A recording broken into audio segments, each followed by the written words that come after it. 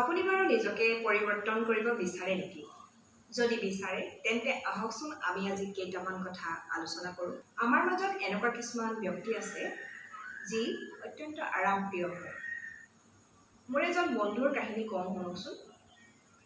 মোৰ বন্ধুজনে সদায় ভাবে যে তেওঁ কাহিলী পোৱাতে শুই উঠিব বা বিচনা ত্যাগ কৰিব, কিন্তু তেওঁ সেই অভ্যাস পৰিৱৰ্তন কৰিব নোৱাৰে। তেওঁ এদিন পাৰিলেও আনদিনা নোৱাৰে। তেওঁ বাৰে বাৰে চেষ্টা কৰে, পুনৰ ভাবে যে মই কাইলৈ সোনকালে উঠিম, কিন্তু বাৰে বাৰে চেষ্টা কৰাৰ পাছতো তেওঁ সেই অভ্যাস পৰিৱৰ্তন কৰিব নোৱাৰে। অৱশেষত তেওঁ মানি লয় যে এয়া নিয়তিৰ লিখন। এতিয়া কথাটো হ'ল যে আমি আমাৰ মন মগজুত এনে কিছুমান কথা সঞ্চয় কৰি ৰাখোঁ বা লিখি ৰাখোঁ যে মোৰ সলনি হোৱাৰ কোনো প্ৰয়োজন নাই, মই যেনেদৰে আছোঁ তেনেদৰেই ভাল। এনেদৰে ভবাৰো এটা কাৰণ আছে। কাৰণটো হ'ল যে আমি এটা সদায় পৰিচিত বাটেৰেহে আগুৱাই যাব বিচাৰোঁ। যেতিয়ালৈকে আমাৰ জীৱনত কোনো বিপদ নাহে তেতিয়ালৈকে আমি নিজকে পৰিৱৰ্তন কৰিব নিবিচাৰোঁ বা আমাৰ সেই পথটো আমি সলনি কৰিব নিবিচাৰোঁ। কিন্তু যদি আমি এটা উন্নত জীৱন যাপন কৰিব বিচাৰোঁ তেতিয়াহ'লে আমি নিজকে সলনি কৰাৰ বা পৰিৱৰ্তন কৰাৰ নিশ্চয় প্ৰয়োজনীয়তা আছে। আমি আমাৰ বাহ্যিক পৰিৱেশক সলনি কৰিব বিচাৰোঁ। আমি আমাৰ বাহ্যিক পৰিৱেশটো সলনি কৰি চাওঁ, ঘৰৰ পৰ্দা সলাওঁ বা ঘৰৰ সাজ সজ্জা পৰিৱৰ্তন কৰোঁ, ঘৰৰ ৰং সলাওঁ।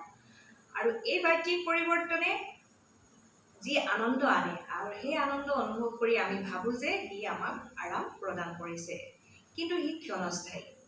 আৰু এনেধৰণৰ বাহ্যিক পৰিৱৰ্তনে মাথো এটা আৱৰণৰহে সৃষ্টি কৰে বা আৱৰণ সলোৱাৰ দৰেহে ই হয়। কথাটো ঠিক পুখুৰীৰ পানীত বতাহে ঢৌৰ সৃষ্টি কৰাৰ দৰে কথাটো হয়।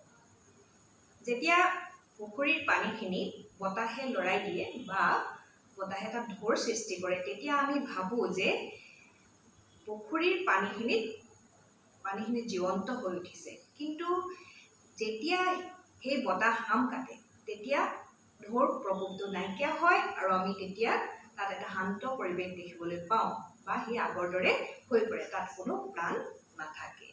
আৰু তেতিয়াই আমি জীৱনৰ আচল সত্যটো উপলব্ধি কৰিব পাৰোঁ যে জীৱন কৃত্ৰিম। নিষ্প্ৰাণভাৱে জীৱন যাপন কৰিবলৈ হ'লে আমাৰ জীৱনত পৰিৱৰ্তনৰ কোনো প্ৰয়োজনীয়তা নাই বুলি ক'ব পাৰি। কিন্তু আমি যদি আমাৰ জীৱনটো সঠিকভাৱে আগুৱাই লৈ যাবলৈ বিচাৰোঁ বা আমি জীৱনটোক উপভোগ কৰিব বিচাৰোঁ তেতিয়াহ'লে আমাৰ জীৱনত পৰিৱৰ্তনৰ নিশ্চয় প্ৰয়োজনীয়তা আছে। কিন্তু ই হ'ব লাগিব ইতিবাচক পৰিৱৰ্তন।